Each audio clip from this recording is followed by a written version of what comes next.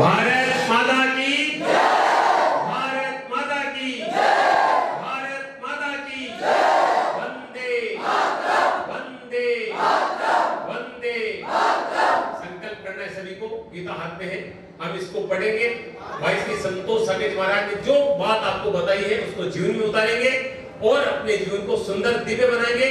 अपने माता पिता, अपने गुरुजों का सम्मान करेंगे और समाज और राष्ट्र की सेवा करेंगे। और जो अपने लक्ष्य बनाया है राष्ट्र की सेवा का एक सैनिक बनकर, वो बनकर ही हम सांस लेंगे। खूब मेहनत करेंगे, कड़ी मेहनत करेंगे, पढ़ेंगे और गीता जी को अपने जीवन में धारण करेंगे। बोलिए कृष्णचंद्र भगवान की। आवासीय विद्यालय का बहुत बहुत धन्यवाद। राजकीय आवासीय विद्यालय में महाराज श्री आपके बीच में आए हैं, तो ये आधे घंटे तक आपको बहुत सुंदर सुंदर बातें बताएंगे और आपका मार्गदर्शन करेंगे कि आपका जीवन आनंद से भर जाए, सुंदर बन जाए। तो मैं बोलिए भारत माता की। युवाओं वाले जय लगाइए। युवा है ना, जवान है ना, तो जवानों वाली जय लगाइए। बोलो भारत माता की। हाँ अब ठीक है। आज मैं अपने आप को बहुत सौभाग्यशाली महसूस कर रहा हूँ। आप सब लोगों से मिलने का अवसर मुझे मिला है। तो विद्यालय प्रांगण में विराजमान सभी शिक्षकगण और सभी मेरे युवा भाई, आप सभी के चरणों में मेरा दंडवत प्रणाम। 5 लाख युवाओं से मिलने का मेरा उद्देश्य है। 1.25 लाख से ज़्यादा युवाओं से मैं मिल चुका हूँ, जिसमें IIT, IIM, LLB, CA, B.Ed, BA, MBA, बहुत सारे मेडिकल कॉलेज और बहुत सारे विद्यालयों में मैं कार्यक्रम करके आया हूँ। अभी कोटा में IIT का मोशन बड़ी विद्यालय है, एलन, उन सारी जगहों पर मैंने कार्यक्रम किए हैं। और उसी श्रृंखला में आज हम आपके बीच में भी हैं। तो ये जो 40 मिनट का 30 मिनट का जो ये सत्र है, ये आप लोगों के लिए बहुउपयोगी हो सकता है। तो आप सभी लोग बड़े ध्यानपूर्वक इसको श्रवण करेंगे। कई बार हमें ये लगता है कि भगवान ने कोई भेदभाव किया है, भगवान ने उसको धन ज़्यादा दिया है, हमको धन कम दिया है, भगवान ने उसका बढ़िया विद्यालय दिया है, हमको खराब विद्यालय दिया, उसके मम्मी पापा बहुत बढ़िया है, हमारे मम्मी पापा खराब हैं। आदमी तुलनात्मक दृष्टि से ये सोचता रहता है। वो ज़्यादातर अपने भाग्य को कोसता रहता है कि अगर मेरे साथ में ये होता तो मैं ये कर देता, मेरे पास में बढ़िया स्कूल होती तो मैं ये कर देता, मेरे मम्मी पापा अगर पैसे वाले होते तो मैं ये कर देता, मेरे पास में ये होता तो मैं ये कर देता, ऐसा सोचता रहता है। भगवान, आप देखोगे हम सबके पास में 2 कान हैं, 2 आंख हैं, 1 नाक है, सारी व्यवस्थाएं बराबर दी है ना। ऊपर की जो चीजें हैं वो तो आदमी खुद ग्रहण करता है, वो तो अपने पुरुषार्थ से प्राप्त करता है। भगवान सबको ज्ञान, बुद्धि, ऊर्जा और ये दिमाग की ताकत, ये भगवान सबको बराबर देकर के भेजता है। भगवान को जो देना था वो बराबर देकर भेजता है। अब बाकी की चीजें आदमी खुद अपने कर्मों से अर्जित करता है, अपने पुरुषार्थ से अर्जित करता है। या तो आज जो लोग आप देख रहे हो यार ये तो बहुत पैसे वाले, बहुत धनवान है, तो निश्चित इस जन्म के या उनके पिछले जन्म के कोई ऐसे बढ़िया कर्म थे जिसके कारण उनको ये मिला। हमको भी अपने जीवन में ऐसे सदकर्म करने हैं। आपने बहुत सारे ऐसे सफल इंसान हैं, अगर उनकी बायोग्राफी आप उठा करके पढ़ेंगे, एक उदाहरण अगर मैं दूं, जो फेमस उदाहरण है राष्ट्रपति अब्दुल कलाम साहब, सुना आपने नाम? उनका एक दूसरा नाम भी था ना, क्या कहते थे उनको जी? Missile man. राष्ट्रपति अब्दुल कलाम साहब का घर ऐसा था कि अगर थोड़ी सी भी बारिश आ जाती तो पानी से भर जाता, झोंपड़ी चोने लगती। सुबह का भोजन करे तो शाम का मिलेगा कि नहीं मिलेगा कोई पता नहीं था। आपके पास में फिर भी पढ़ने के लिए किताबें और एक बहुत सुंदर ऑडिटोरियम, बहुत सुंदर स्कूल है, बहुत सारी सुविधाएं आपको मिल रही है। उनके पास में तो किताब भी नहीं थी, सुविधाएं नहीं थी, भोजन की भी नहीं थी, किताबों की भी नहीं थी। और वो आदमी जो जीरो से शुरू हुआ, जिसकी शुरुआत कहां से हुई? जीरो से, और वो 100 तक पहुंचे। यानी कि इस भारत का जो सर्वोच्च पद होता है, राष्ट्रपति पद, वो उन्होंने प्राप्त किया। कैसे प्राप्त किया? अपने पुरुषार्थ से, अपनी मेहनत से। उन्होंने कभी अपने भाग्य को नहीं कोसा, उन्होंने मेहनत की, पुरुषार्थ किया, और वो आदमी कहां पहुंच गया। अब राष्ट्रपति से बड़ा पद और क्या होगा? कितनी रिस्पेक्ट, कितना सम्मान, कितनी व्यवस्थाएं। ये सारी क्षमताएं, सारी योग्यताएं, एबिलिटीज हमारे अंदर में हैं। ये चीज हम भी कर सकते हैं, पर उसके लिए हमको पुरुषार्थ करना पड़ेगा। आप एक बात ध्यान रखना, कोई भी व्यक्ति हो, कहीं का भी हो, कोई सा भी संप्रदाय का हो, कोई सी भी जाति का हो, भगवान हर आदमी को 3 पेज की डायरी देता है। कितने पेज की? 3 पेज की डायरी। और उस 3 पेज की डायरी पर पहले पन्ने पर भगवान स्वयं लिखता है। क्या लिखता है पता है? पहले पन्ने पर भगवान लिखता है जन्म। क्या लिखता है? तुम्हारा जन्म कहां होगा, कब होगा, कैसे होगा, डिसाइडेड गॉड। ये परमात्मा निर्धारित करता है, वो निश्चय करता है। तो पहले पन्ने पर क्या लिखा? जन्म। और आखिरी पत्ते पर मृत्यु। और बीच का जो पत्ता है उसको हम कहते हैं जीवन। पहला पत्ता है जन्म का, आखिरी पत्ता है मृत्यु का, और बीच का पन्ना क्या है? जीवन है। जन्म से लेकर मृत्यु तक की जो यात्रा होती है उसको हम जीवन कहते हैं। और वो जीवन रूपी पत्ता जो होता है वो खाली रहता है। उस पे कौन लिखता है पता है? हम स्वयं लिखते हैं। वहां भगवान नहीं लिखता। भगवान तुम्हें एक पेन देता है, खाली पत्ता देता है, बोले अब तुझे जो लिखना है तू लिख। उस पेन का नाम है कर्म। क्या नाम है? कर्म। कर्म रूपी पेन है, जीवन रूपी पन्ना है, और अब लिखना उसके लेखक हम हैं। यानी कि हमारे जीवन में जो भी घटित हो रहा है और आगे आने वाले समय में घटित होना है, उसके लेखक भगवान नहीं है, उसके लेखक आप स्वयं हो। आप जैसा पुरुषार्थ करते, भगवान 2 चीजें लिखता है, जन्म और मृत्यु, बाकी चीजें आदमी स्वयं लिखता है।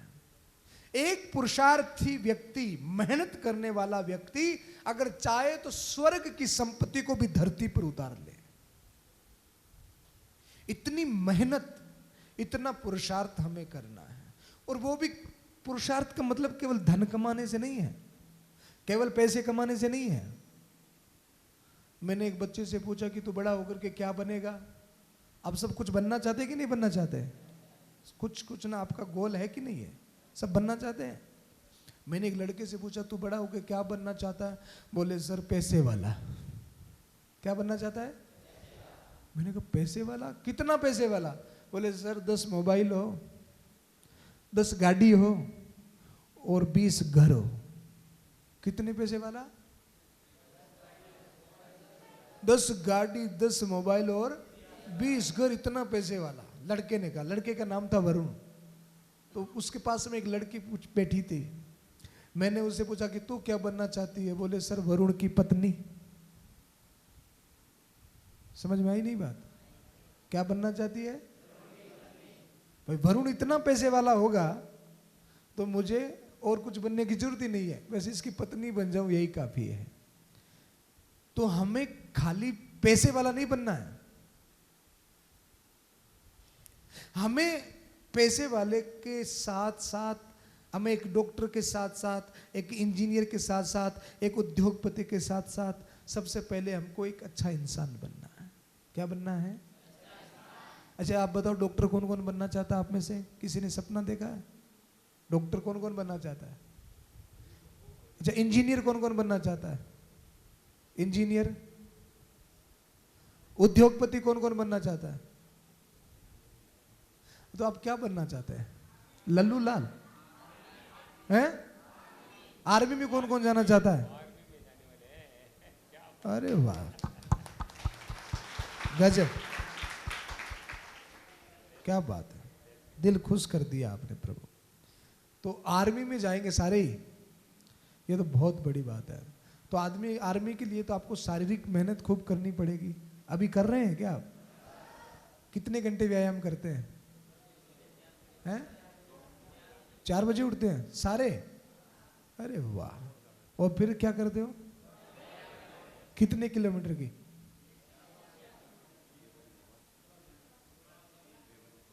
हाँ वो कोई नहीं, समाज कोई नहीं, बहुत बढ़िया, बहुत सुंदर। तो आप सब लोग आर्मी में जाना चाहते हैं, तो उसके लिए आप खूब मेहनत आपको करनी पड़ेगी। आजकल आर्मी में भी सिलेक्शन कोई सरल नहीं रहा है, इसके लिए भी आपको खूब मेहनत करनी पड़ेगी।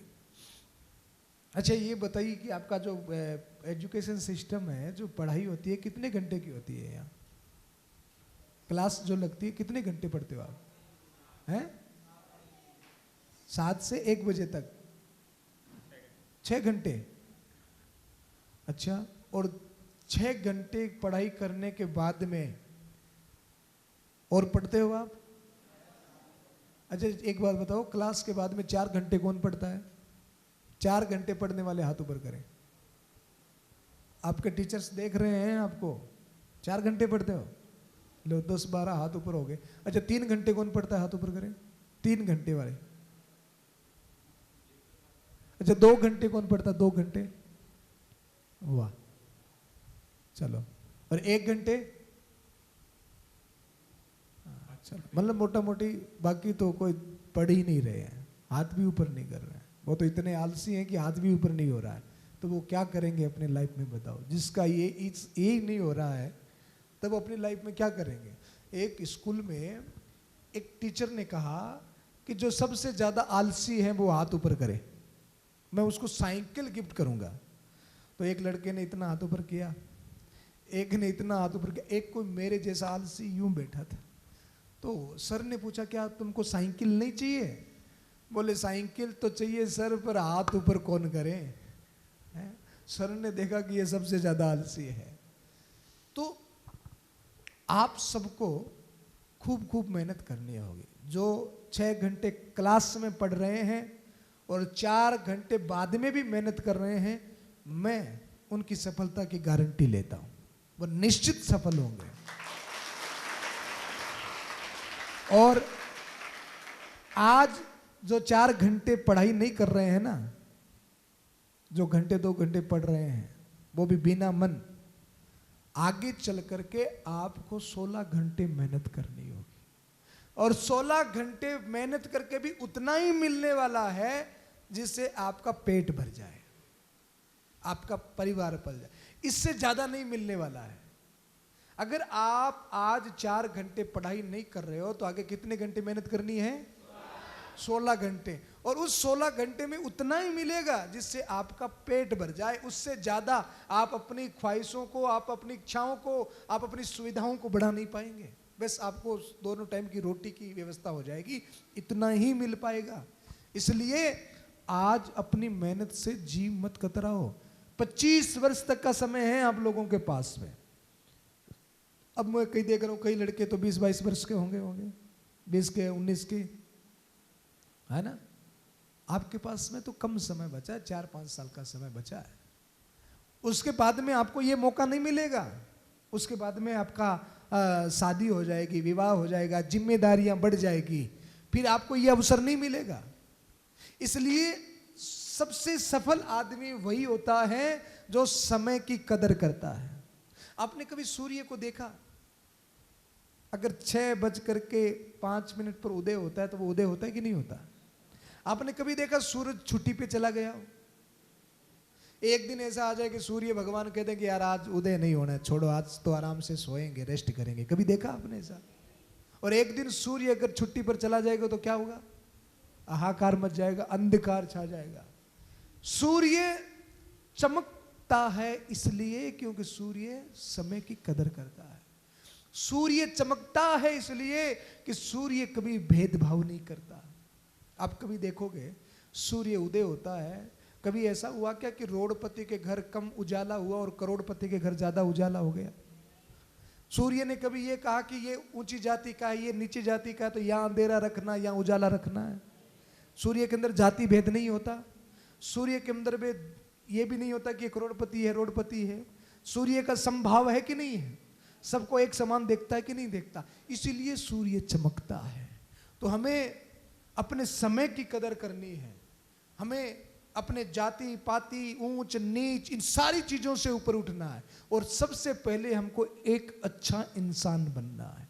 और आप अगर अपने समय की रिस्पेक्ट करोगे और अभी आप मेहनत करोगे 4 घंटे की स्कूल में पढ़ने के बाद, तो आपको सफलता के पीछे नहीं दौड़ना है, सफलता आपके पीछे दौड़ेगी। लोग आपसे कहेंगे कि मेरे पास आओ, मेरे पास आओ, मेरे पास आओ, आपके लिए मेरे पास में काम है। आपको इतनी रेस्पेक्ट मिलेगी। उसके लिए आपको अपनी काबिलियत बढ़ानी पड़ेगी, अपनी ऊर्जा को डेवलप करना पड़ेगा। अपने आप की कीमत खुद आदमी तय करता है, कोई दूसरा तय नहीं करता है। आपकी कीमत आपको तय करनी है और उसके लिए क्या होना पड़ेगा? मेहनती होना पड़ेगा, मेहनत करनी पड़ेगी, अपने समय को समझना होगा। और सबसे ज्यादा आप लोगों के जीवन में मैं एक चीज और बताना चाहता हूं। आप जितने भी लड़के साथ पढ़ रहे हैं, यहीं रहते हैं आप, अगर आप सफल होना चाहते हैं ना, तो उन्हीं लड़कों के साथ में मित्रता करना जो अपने जीवन को लेकर के गंभीर हैं, जो पढ़ाई कर रहे हैं। ऐसे मित्र में मत बनाना जो पढ़ाई से जी चुराते हैं, जो खुद भी नहीं पढ़ते और आपको भी नहीं पढ़ने देते। ऐसे मित्रों के साथ में मत रहना जो आपको गलत बात कहे, जो आपको गलत आदत सिखाएं। कई बार होता है ना कि यार चल साइड में चल करके कहीं से सिगरेट ले आए, 1-2 घूंट मार लेते हैं। अरे यार जिंदगी बार बार थोड़ी मिलती है, थोड़ा सा धुआं उड़ा लेते हैं, थोड़ा सा ये खा लेते हैं। अगर ऐसे मित्र आपके हैं, पहली बात तो अगर आपके ऐसे मित्र हैं तो लगभग आप भी उनके जैसे ही हैं, तभी आपको वैसे मित्र पसंद आए हैं। तो अगर आप वास्तविकता में अपने जीवन को लेकर के गंभीर हैं तो अपने मित्र का चुनाव अच्छे से करें। कभी माँ बाप गलत आदत सिखाते हैं क्या? टीचर्स गलत आदत सिखाते हैं क्या? गलत आदत कौन सिखाता है? मित्र सिखाता है। अपने जीवन में मित्र अच्छा बनाइए। मित्र दुर्योधन के जैसा नहीं होना चाहिए। अश्वत्थामा का कर्ण का मित्र कौन था? दुर्योधन था, अश्वत्थामा और कर्ण का मित्र। खुद भी मरा और दोनों को मरवाया कि नहीं मरवाया? अपने जीवन में मित्र दुर्योधन के जैसा नहीं हो, अपने जीवन में मित्र कृष्ण के जैसा हो। एक मित्र, अर्जुन के मित्र कौन थे? कृष्ण। जीवन में एक मित्र अगर कृष्ण के जैसा मिल जाए तो आदमी जिंदगी का बड़े से बड़ा युद्ध जीत सकता है। अपने जीवन में मित्र कैसा हो? कृष्ण के जैसा मित्र हो। ऐसा मित्र बनाना जो आपको अच्छी बात कहे, जो आपके जीवन में आगे बढ़ने के लिए प्रेरित करे। जब भी आप उदास हो तो आपको अच्छी बातें करके हिम्मत प्रदान करे। ऐसा समझदार और ऐसा अच्छा मित्र आपको बनाना है। आप अपने आप की शक्ति को पहचानिए, अपने सामर्थ्य को पहचानिए। कभी भी गरीबी, अमीरी, ऊंच नीच, माता पिता, टीचर्स, स्कूल, ये हमको सफल नहीं करते हैं। एक स्कूल में एक कहानी सुनाता हूं, ध्यान से सुनना। एक स्कूल में गुब्बारा बेचने वाला आया। कौन आया? गुब्बारा बेचने वाला। तो एक छोटी सी बच्ची ने उस गुब्बारा बेचने वाले से पूछा कि सर ये गुब्बारा उड़ता है? तो गुब्बारे वाले ने कहा हाँ यस उड़ता है। सर ये रेड वाला? बोले रेड वाला भी उड़ता है। सर ये ब्लैक वाला? बोले ब्लैक वाला भी उड़ता है। बोले सर ये पिंक वाला? अरे पिंक वाला भी उड़ता है सर, ये व्हाइट वाला। तो गुब्बारे वाले ने कहा बेटा सारे के सारे गुब्बारे उड़ते हैं, और गुब्बारे के उड़ने में कलर्स का कोई रोल, गुब्बारा कलर से उड़ता है क्या? लाल पीला हरा काला, बोले लाल है तो ज्यादा ऊपर जाएगा और पीला है तो और ऊपर जाएगा, ऐसा होता है क्या? गुब्बारा किससे उड़ता है? हवा से उड़ता है, कलर से नहीं उड़ता। आप कौन सी जाति से आते हैं, आपके माँ बाप कैसे हैं, आप कौन से विद्यालय में पढ़ते हैं, पढ़ाने वाले गुरुजी कैसे हैं, ये सब कलर्स हैं। क्या है? कलर्स है। आपकी उड़ान ये निर्धारित नहीं करते। आपकी उड़ान किसमें है? हवा में। आपके अंदर में ऊर्जा कितनी है, आपके अंदर में ताकत कितनी है, आपके अंदर में पावर कितनी है, आप अपनी ऊर्जा को पहचानिए। और जिस दिन आपको अपनी ऊर्जा समझ में आ गई और किसी भी एक गोल को आपने बना लिया, एक लक्ष्य आपने निर्धारित कर लिया।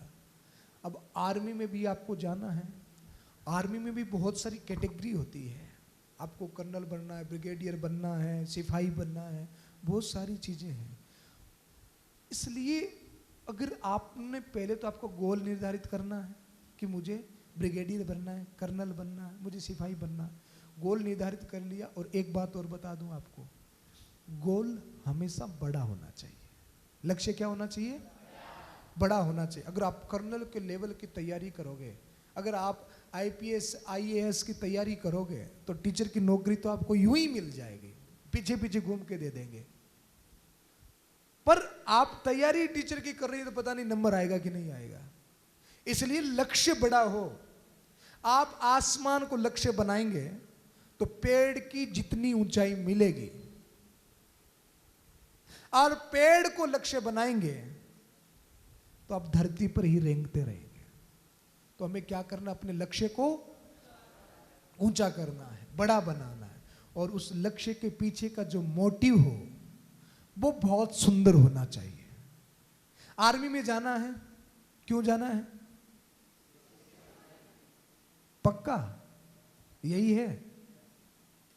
झूठ तो नहीं बोल रहे?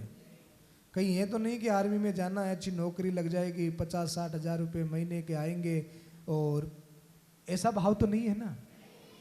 ऐसा भाव रहा तो आपकी नौकरी भी नहीं लगेगी। अगर आदमी के काम के पीछे का मोटिव सुंदर हो, अच्छा हो, तो ये जो प्रकृति जिसको हम कहते हैं ना, प्रकृति भगवान है। ये प्रकृति, ये पूरी कायनात हमारे साथ में जुड़ जाती है। अभी मैंने कहीं पर भी नहीं कहा, पर आपका भाव देख करके मैं कह रहा हूं।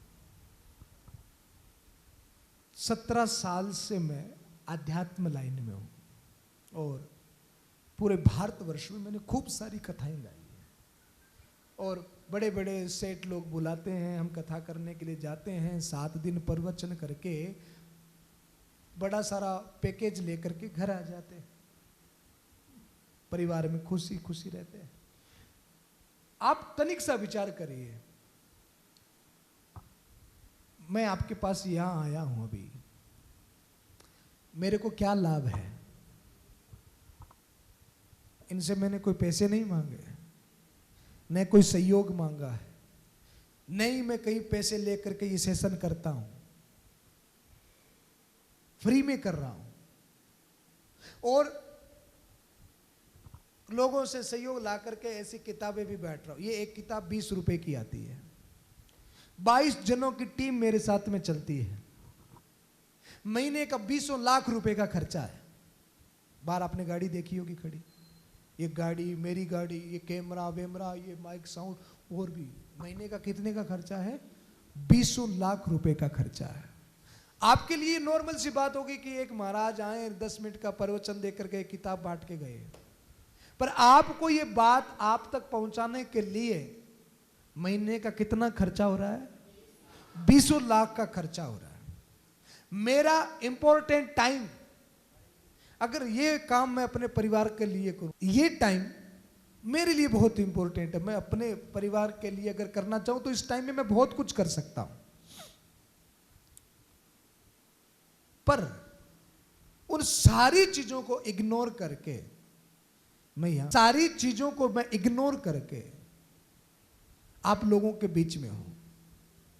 किस लिए? मुझे क्या फायदा है? मैं तो आपसे कुछ लेने नहीं आया, मैं आपके विद्यालय से टीचरों से कुछ ले रहा हूं, पर मेरा फायदा यह है, अगर मुझे सबसे कोई पूछे कि आपका सबसे ज्यादा प्यार किससे है, तो मेरा सबसे ज्यादा प्यार मेरे भारत के युवाओं और बच्चों से है। मैं आप सब लोग से बहुत प्यार करता हूं, मैं अपने राष्ट्र से बहुत प्यार करता हूं। मैं चाहता हूं कि मेरे भारत का हर एक युवा महाराणा प्रताप हो, भगत सिंह हो, सुभाष चंद्र बोस हो, हर एक युवा खुश हो। मैं चाहता हूं कि मेरे भारत में कोई भी माता पिता वृद्धाश्रम में न जाए, कोई भी माँ बाप रोवे नहीं। ये चीजें कब होगी? जब आप लोग सक्षम होंगे, जब आप लोगों के अंदर में संस्कार होगा, संस्कृति होगी। सनातन धर्म को तोड़ने के लिए बहुत सारी परियोजनाएं चलती है, भारत को टुकड़े करने के लिए बहुत सारी परियोजनाएं चलती है, पर हर एक व्यक्ति का सबसे पहला कर्तव्य अपने राष्ट्र के प्रति है। किसके प्रति है? जो अपने राष्ट्र से प्रेम नहीं करता, जिस धरती के ऊपर जन्म लिया, जिसका अनाज खाया, उस राष्ट्र से अगर कोई प्रेम नहीं करता, तो उससे ज्यादा कबीनापन कोई और नहीं होगा, जो अपने राष्ट्र से प्रेम नहीं करता। दूसरे अपने माता पिता, और तीसरे गुरुजन, जिन गुरुजी से हमने कुछ भी सीखा हो। इन तीनों के प्रति हमारी बड़ी रिस्पॉन्सिबिलिटी होती है, और सबसे प्रेम, सबकी सेवा, उस परमात्मा का आशीर्वाद लेते हुए, इस ईश्वर का ध्यान करते हुए हमें इन तीनों के प्रति सदा नतमस्तक रहना चाहिए। गुरुजनों के प्रति, माता पिता के प्रति और राष्ट्र के प्रति। और जो भी काम करें उसके पीछे का मोटिव हमारा सुंदर हो। तो ये तो तय हो गया कि आप लगभग जो यहाँ पर बैठे हैं सब आर्मी में जाना चाहते हैं, पर उसके पीछे का मोटिव आपका सुंदर होना चाहिए। अब देखो ना, एक डॉक्टर और एक डाकू, दोनों में क्या फर्क होता पता है? क्या फर्क होता है? हैं? क्या? आपका क्या नाम है? धनाराम। एक जिंदगी बचाता है और एक जिंदगी छीनता है, पर दोनों को आप देखेंगे, डाकू जब किसी को मारने के लिए आता है तो चाकू लेकर के आता है, यस या नो? चाकू लेकर के आता है। और डॉक्टर भी जब वो ऑपरेशन करने के लिए आता है तो क्या लेकर के आता है?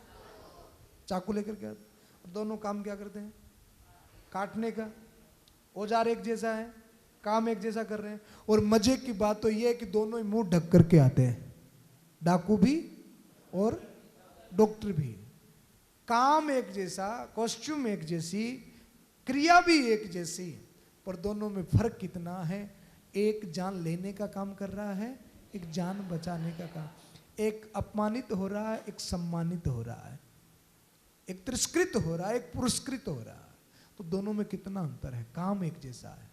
तो आप लोगों को जो काम आप कर रहे हैं, इसके पीछे का जो लक्ष्य है वो हमारा सुंदर होना चाहिए। बोलिए भारत माता की। तो हमारा मोटिव जो है वो सुंदर होना चाहिए। अब मैं एक लास्ट और अंतिम बात आपसे कहना चाहता हूं। पहले तो मैं आपकी परीक्षा करता हूं कि आप कैसी पढ़ाई कर रहे हैं, आपका दिमाग कितना शार्प है और आपकी एजुकेशन कैसी है। तो एक प्रश्न मैं आपसे करूं, जवाब देंगे आप उसका? ये प्रश्न मेरा 9th क्लास से ऊपर के बच्चों से है। अच्छा, 9th वाले हाथ ऊपर करें, 10th वाले हाथ ऊपर करें, 11, अच्छा 11th, 12th, हाँ, 9th क्लास से ऊपर के बच्चों का मेरा ये प्रश्न है। तो आप इसका जवाब दीजिएगा, फास्टली क्विकली जवाब दीजिएगा। जो फास्ट जवाब देगा उसको मैं इनाम दूंगा, है ना? पूछूं? रेडी? अच्छा, 10 लाख का चेक भरना हो तो कितना जीरो लगेगा?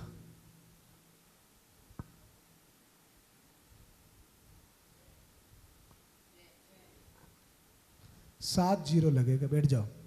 कितना लगेगा? 7 वाले हाथ ऊपर करें।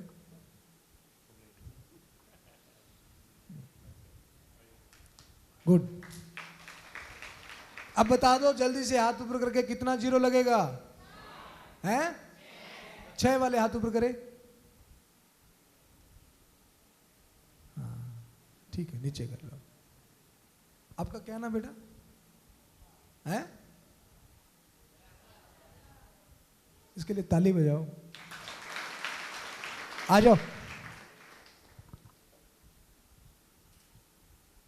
इसने सबसे फास्ट जवाब दिया।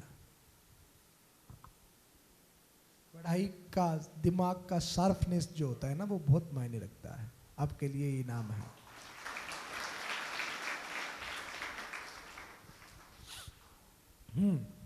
कितना जीरो लगेगा? 6 जीरो।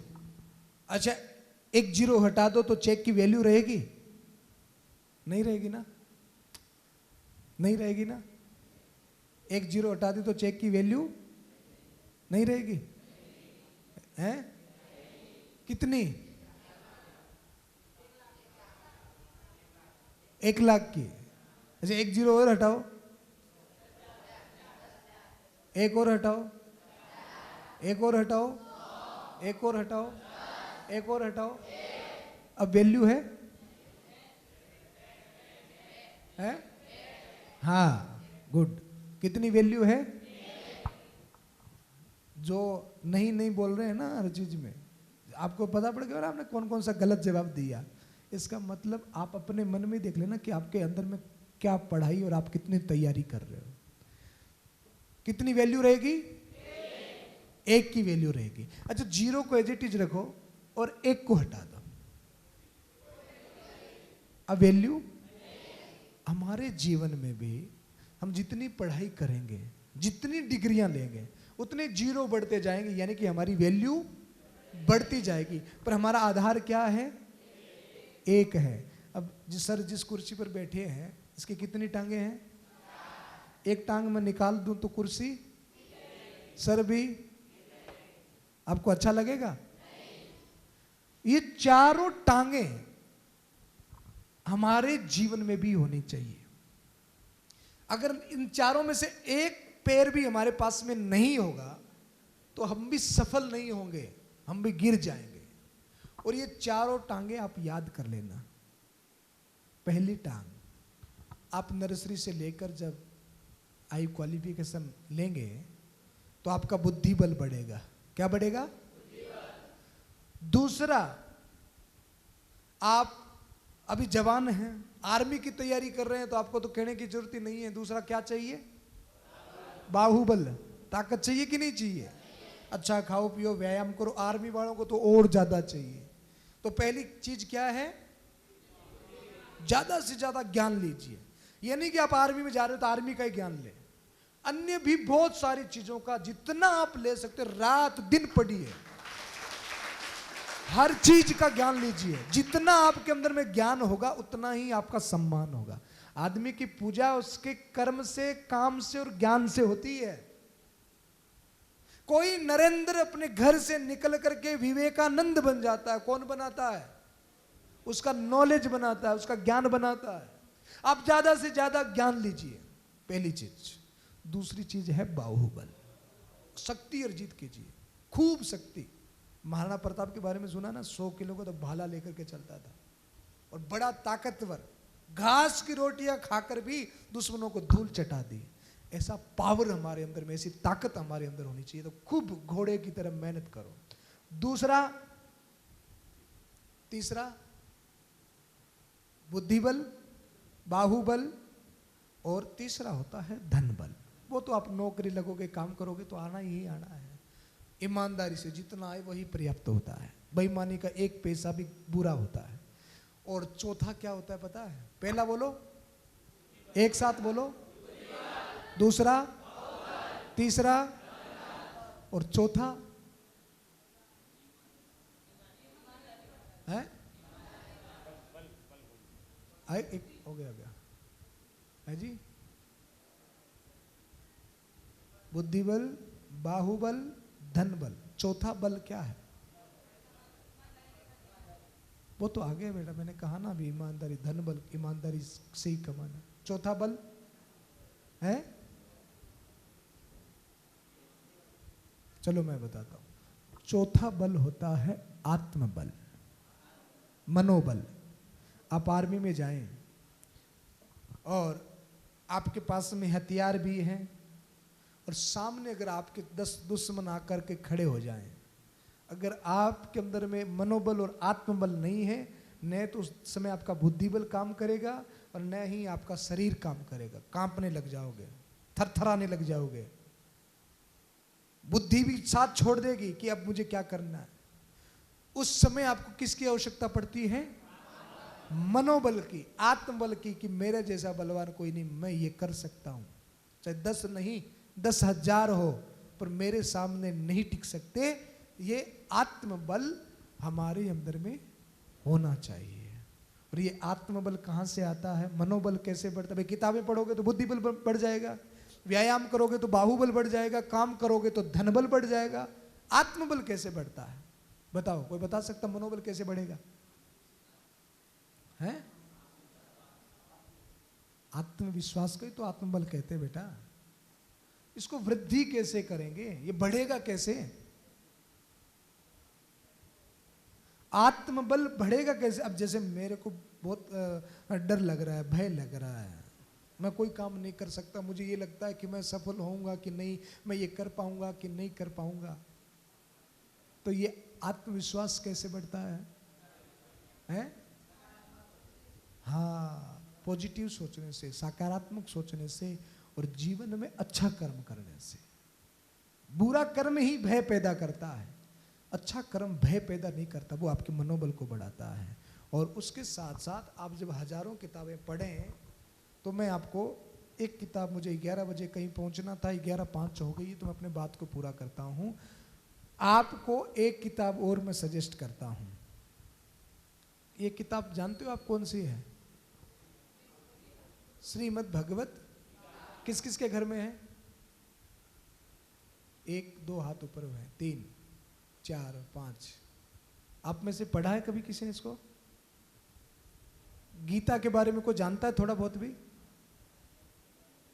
है? थोड़ा बहुत भी नहीं जानते? अच्छा, ये किसने कही है? कृष्ण ने किसको कही? क्या कहा है? कर्म करते जाओ, इतना ही कहा।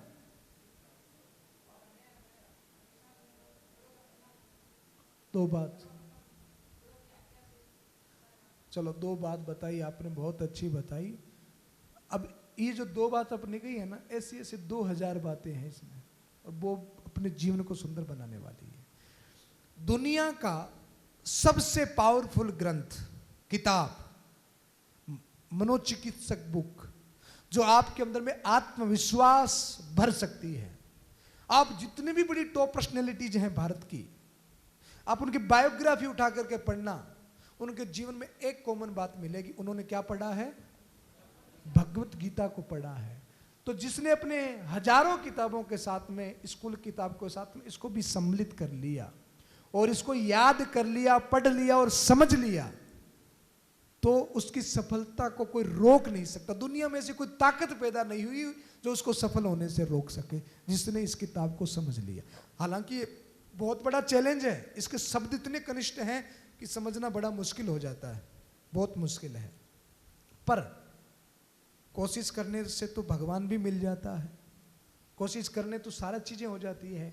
एक पन्ना आप खोल करके पढ़ोगे ना, तो आप बोर हो जाओगे, यार क्या लिखा है, नहीं समझ में आ रहा, आप रख दोगे इसे।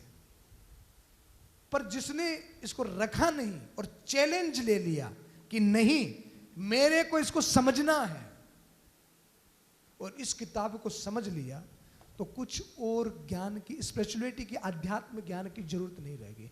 आपका आत्मबल इतना पावरफुल हो जाएगा, इतना गजब का हो जाएगा। अब हनुमान जी महाराज को ही देखो, कितने पावरफुल थे, कितने हैं बुद्धिमताम वरिष्ठम, कितने हनुमान जी से ज्यादा कोई पावरफुल है क्या?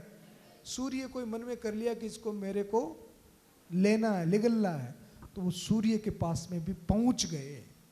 ये सब पावर हर व्यक्ति के पास में होता है कि वो जो चाहे वो कर सकता है। और उस आत्मबल को बढ़ाने के लिए क्या चाहिए? भगवत गीता। तो अगर मैं ये किताब आज आपको गिफ्ट दे करके जाऊं, सबको जो 9th क्लास से ऊपर के बच्चे हैं, आप पढ़ेंगे? पक्का? और कहां रखेंगे इसको? हैं? हाँ, स्कूल की बैग में। और रोज 1 2 3 श्लोक पढ़ने, ज्यादा नहीं पढ़ना, पर इसको कंप्लीट जरूर करना, इसको पूरा समझना है। इसके अंदर में अब देखो, भगवान श्री कृष्ण ने जो अर्जुन को ज्ञान दिया, जो बातें कही, वो छोटी मोटी तो बातें नहीं होंगी। और हम किसकी बातों को फॉलो करेंगे? संसार में तो अलग अलग प्रकार की बातें होती है, सब अलग अलग प्रकार का ज्ञान देते हैं। हमें कौन सा ज्ञान लेना है? जो हमारे भगवान ने दिया, परमात्मा ने दिया। तो भगवान ने हमें इसमें आत्मज्ञान दिया है, तो हमको इसको पढ़ना है और इसको समझना है। और आप इसको बैग में रखेंगे, रोज पढ़ेंगे। तो जो पढ़ने वाले हैं वो दोनों हाथ उठा करके प्रॉमिस करें। पक्का? ठीक है, हाथ नीचे करो। और सुनो, एक बात और बताओ, कहीं ऐसा तो नहीं होगा कि कल जब आप क्लास लगे और टीचर्स पूछे कि बेटा होमवर्क कर लिया, तो बेटा कहे कि मैम मैं तो गीता पढ़ रहा था? ऐसा तो नहीं होगा ना? अच्छा, ये आपके पास मोबाइल तो होगा ही नहीं, किसी के पास में नहीं है ना? का है?